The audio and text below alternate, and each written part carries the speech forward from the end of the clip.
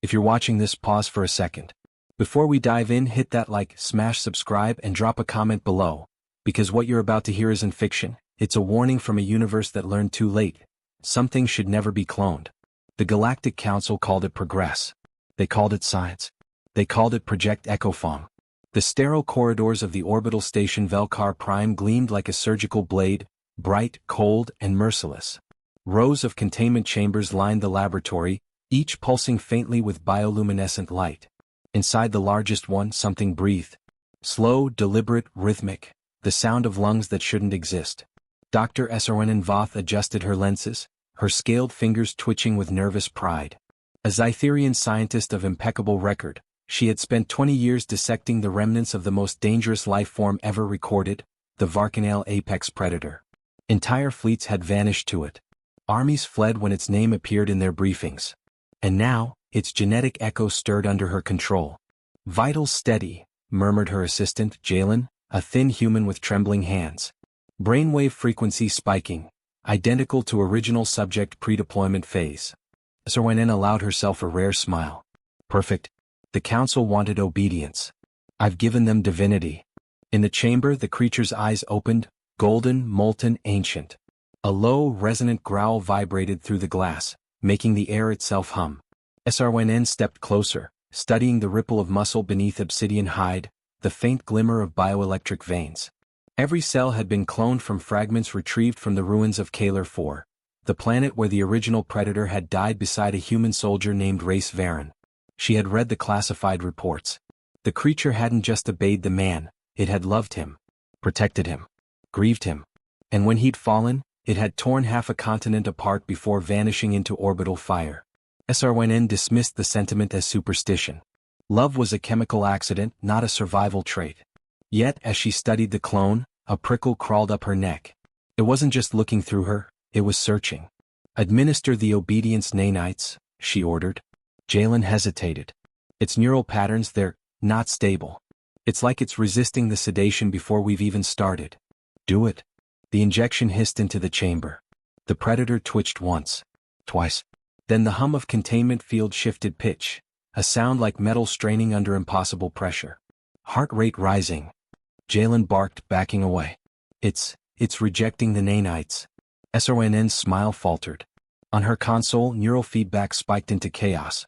Fragments of data scrolled faster than her eyes could follow. Memory fragments, chemical surges, linguistic nodes. And then, a voice. It wasn't heard. It arrived. Deep, invasive, resonant inside her skull. Not words, but a concept burned into her thoughts like fire. Race. Jalen screamed. The containment glass cracked. One fracture, then another, webbing like ice under stress. A low, harmonic rumble filled the room as lights flickered and the creature's claws pressed against the inside of the chamber. Srn stumbled back, shouting for security, but alarms drowned her voice. Red strobes bathed the lab in bloody light. The reinforced field flared once, sputtered, and died. With a single motion, fluid, silent, impossibly fast, the predator stepped free. Everything that followed felt like a dream carved from terror. Guards opened fire. The rounds dissolved midair as the creature's energy field pulsed outward. Srn saw one soldier's reflection vanish in a smear of light before she even heard the sound. But it wasn't random. It wasn't rage. The creature didn't kill indiscriminately. It moved past the guards, ignoring the ones who cowered. It broke open storage crates, tearing through metal until it found a holographic recorder. It activated it. The device flickered to life, projecting a human face. Race Varen. Even through static, the image radiated something no alien species had yet understood: quiet, human steadiness. The kind of patience that could tame a monster. The predator froze. Its claws lowered. Its chest heaved once, twice. The golden eyes dimmed, focusing. Then, for the first time since its creation, it made a sound shaped like language. Race. Srn's breath caught. It spoke. Jalen whispered, "It remembers." A guttural roar tore through the station, shaking its structure to the core. Containment alarms failed one after another. Power grids surged and burned out in cascading arcs. The predator vanished into smoke and motion, an afterimage of violence slipping through the corridors like a living storm. By the time Srn regained control of her console, the biosensors tracked movement through 13 sectors. None of the readings aligned with known patterns of aggression. The kills were precise, targeted, efficient. It wasn't escaping. It was retrieving. Security feeds showed its path. Medbay archives the communications hub. Each stop corresponded to fragments of one man's history. The Predator was reconstructing Race's life, piecing together coordinates, recordings, data logs. When SRNN realized that, a wave of cold dread struck her heart. "It's looking for him," she whispered. Outside the viewport, the gas giant Velkar loomed, its storms raging below. Emergency sirens bled into a single high-pitched drone as the Council's orbital defense grid came online. A recorded voice began repeating through the comms. "Containment breach level Omega. Authorization for total sterilization approved." The Predator turned its head toward the sky as if it understood. Then it crouched low, eyes narrowing. Energy gathered across its body, gravitational distortions rippled the air. "Impossible," SRNN murmured. "It can't, it's generating a warp field." The chamber imploded with a thunderclap of pressure. Glass, steel, and atmosphere were sucked into a single point. Then, in a blaze of white fire, the Predator disappeared. Jalen was thrown against the console. He coughed blood, eyes wide with disbelief. Where did it go?" SRNN stared at the scanner. The coordinates flickered once, then stabilized. "Sector 12, she said. He frowned. That's Terran space. Human colonies." Her voice cracked, the first sound of fear she'd made all day. "It's going home." Outside the station, fragments of debris drifted across the void, glowing faintly in the reflected light of the gas giant. The alarms faded, leaving only the cold hum of space. And somewhere beyond the stars, a Predator born of science and sorrow streaked through hyperspace, guided by an instinct older than DNA, the need to find the human who had once made it more than a monster. And as it moved, the echo of its growl rippled through the void, carrying one name across the stars. Race. The alarms had stopped hours ago, but the smell of ozone and blood lingered in the air like a confession. Dr. SRNN Voth moved through the wreckage of her laboratory with the precise caution of someone walking through her own autopsy. The walls were blackened, the floor slick with melted alloys, and every containment field was silent. Where there had once been control, there was now only aftermath.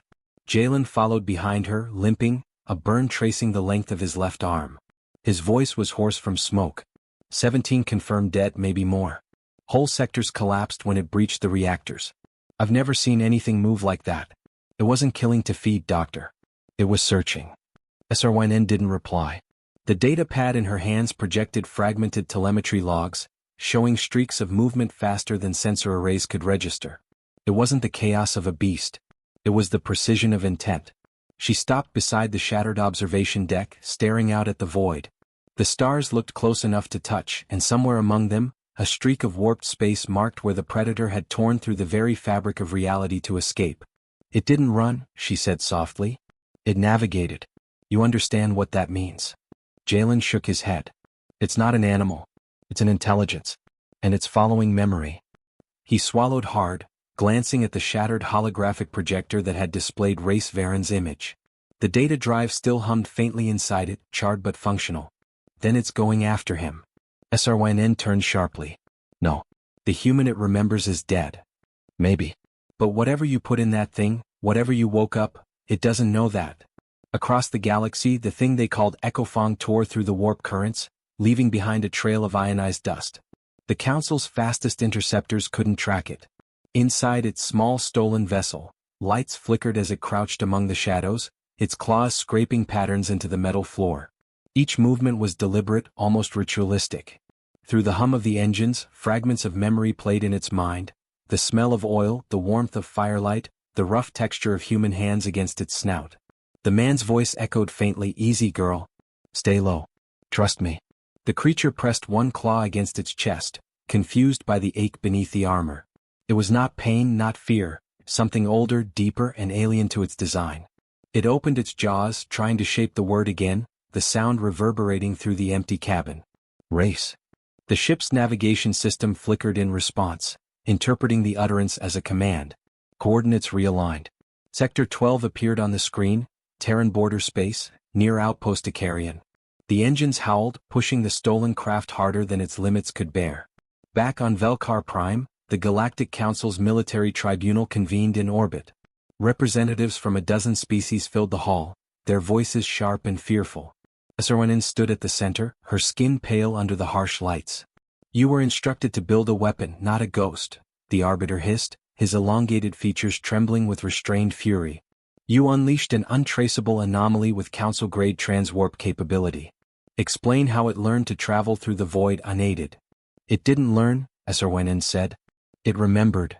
The words silenced the room. She felt every gaze tighten on her. "The neural map we used wasn't blank. The original Predator's brain was imprinted with biotelepathic resonance. Memories bonded to emotional stimuli. It was designed to protect its human handler. That bond survived the cloning process." The Arbiter leaned forward. "You're saying the clone still believes the human lives?" "I'm saying it needs him," she replied. "It will not stop until it finds what's missing." A murmur swept through the council chamber, and one admiral muttered, "Then the human becomes the bait." Esarwenin's stomach twisted. "You don't understand. The bond works both ways. Varen is alive, he may feel it too. And if they reunite..."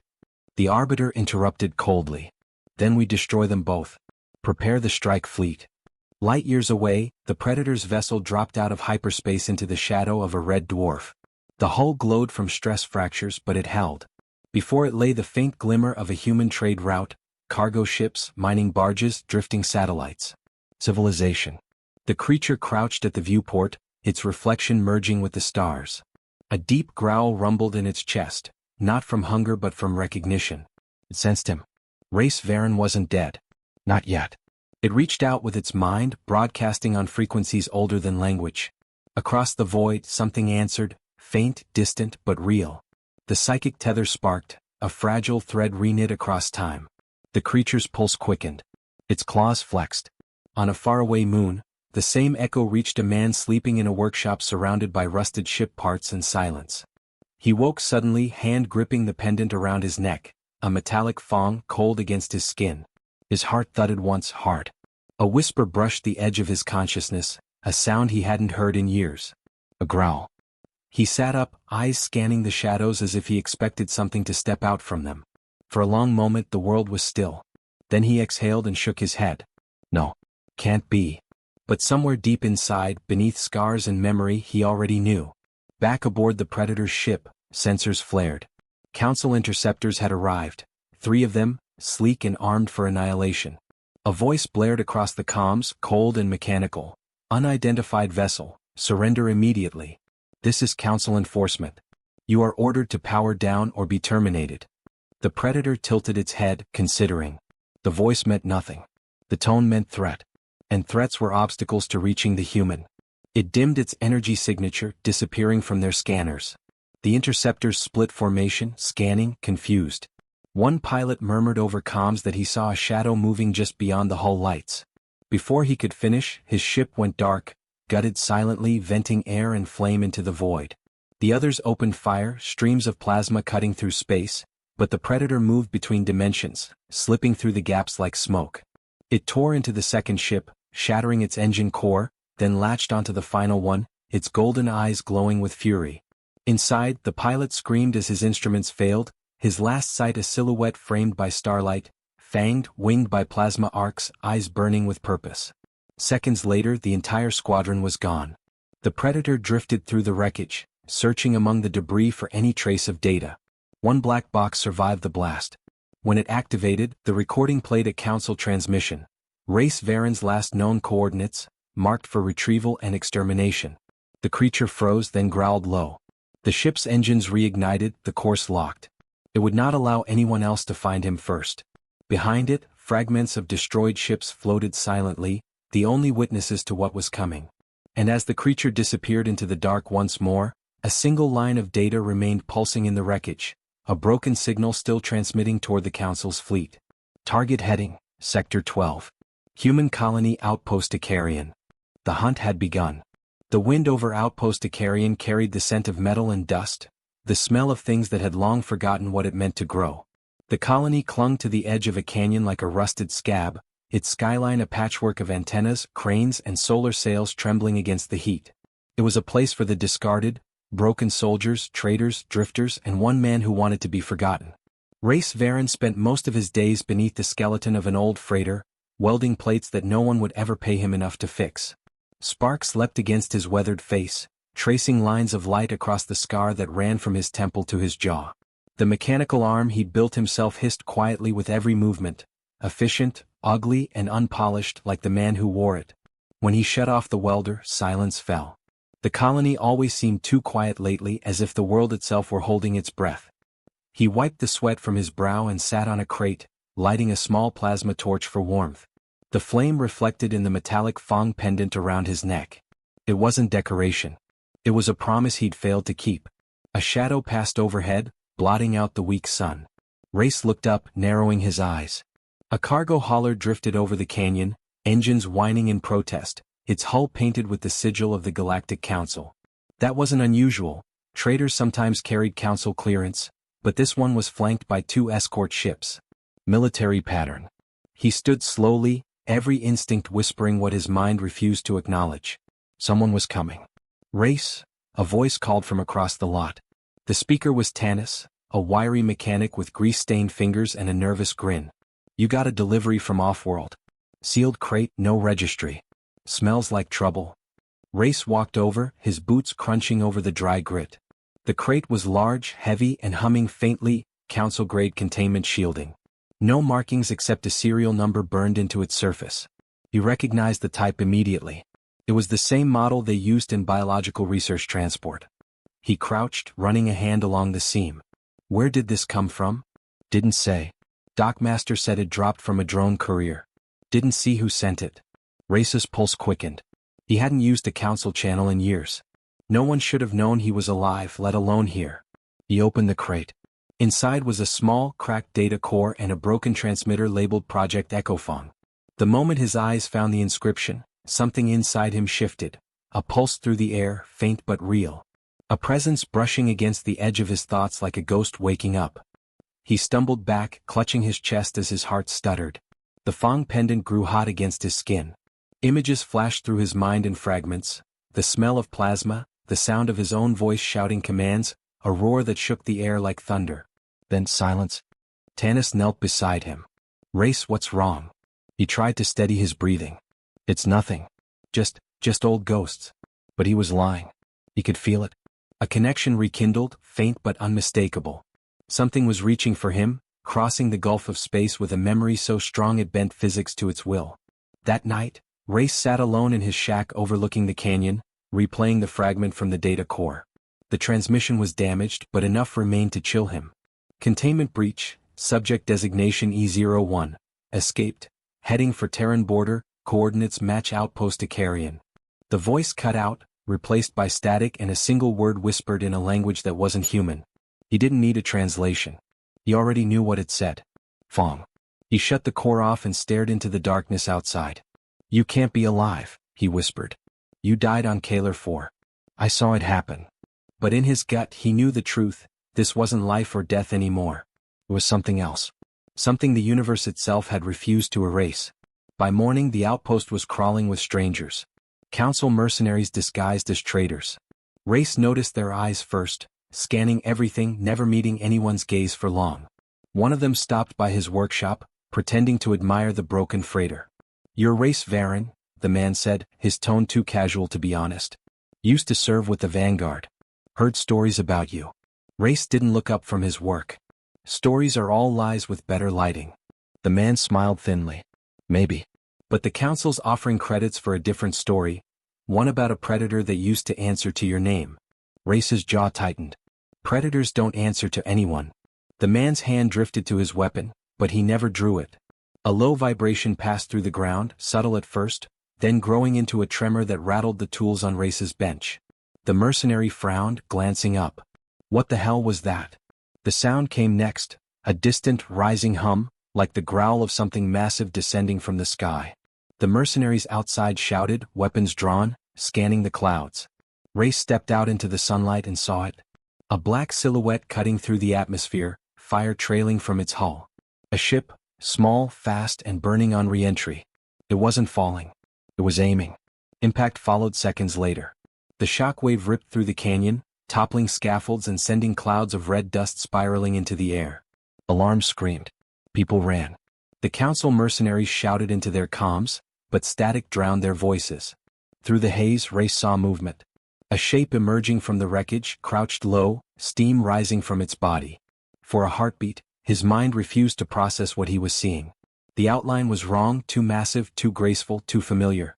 Golden eyes cut through the smoke. Every muscle in Race's body locked. The world seemed to narrow until there was nothing left but those eyes. The same eyes that had once stared back at him from the jungles of Kalar 4, full of curiosity, loyalty, and a kind of savage affection no human had ever earned. The mercenaries opened fire. Plasma bolts tore through the air, slamming into the creature's armored hide. It didn't roar. It didn't flinch.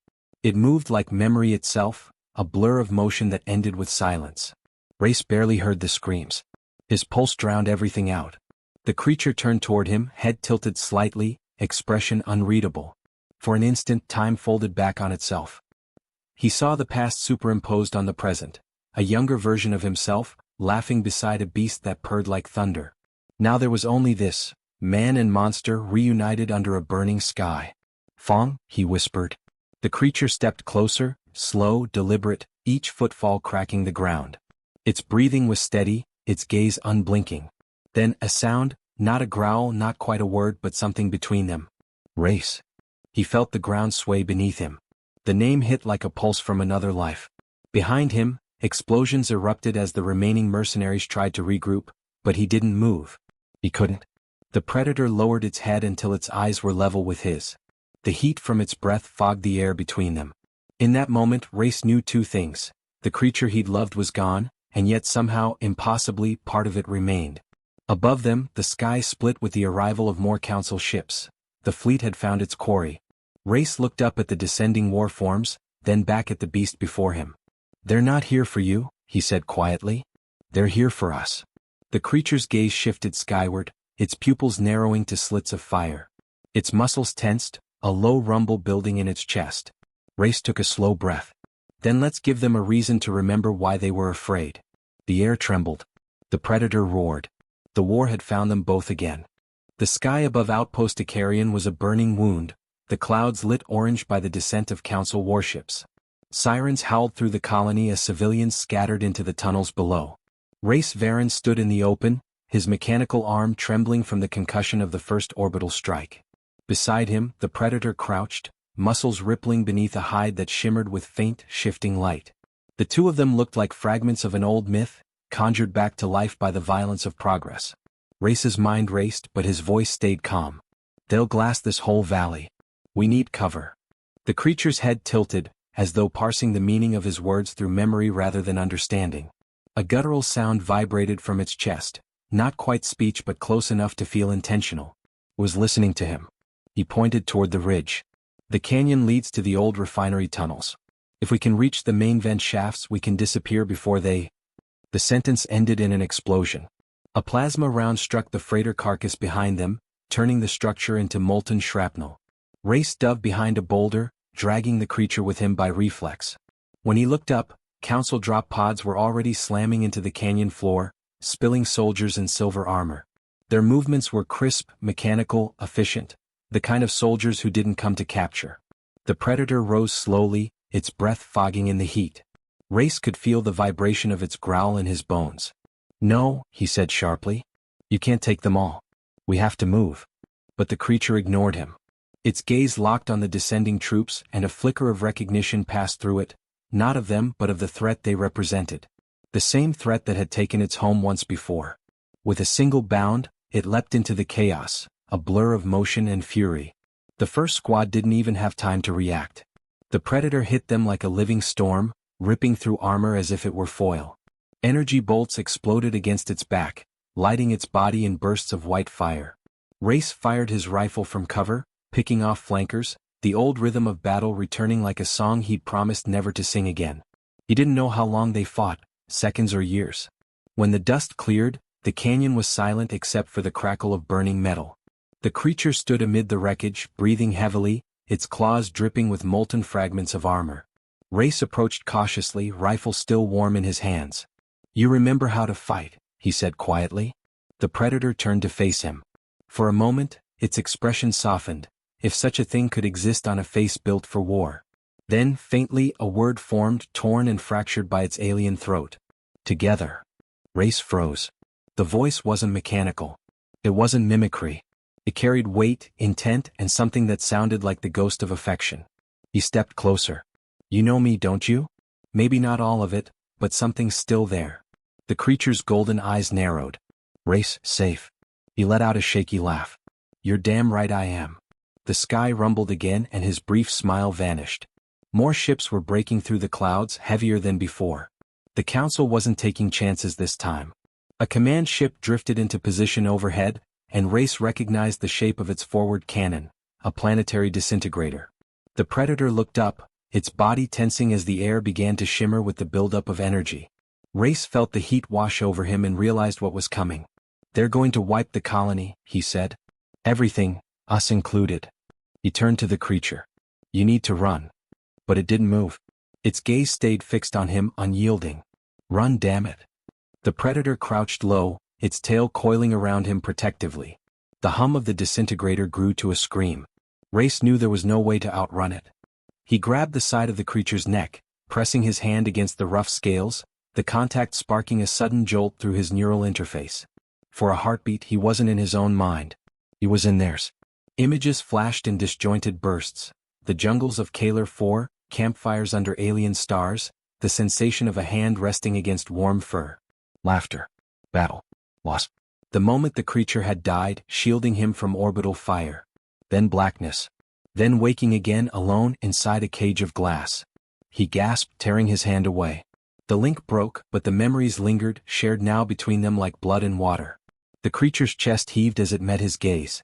"You remember?" it said slowly, each word a painful construction. "I never forgot." Above them the cannon fired. Instinct took over.